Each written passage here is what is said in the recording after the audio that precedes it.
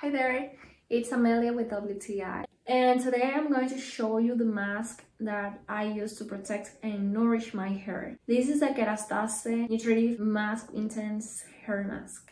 My hair is curly and at the same time it's very dry. So that's why I always like to use products that moisturize it and prevents it from getting damaged. To apply it, I like to detangle my hair first, and then I divide it into small buns, and then I apply the mask.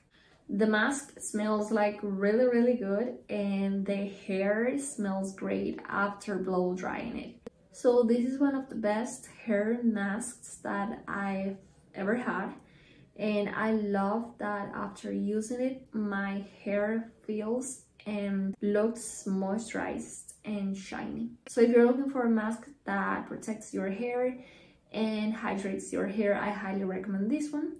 This is the KERASTASE Nutritiven Mask Intense Hair Mask. I love it so much, I highly recommend it, and that's my point of view.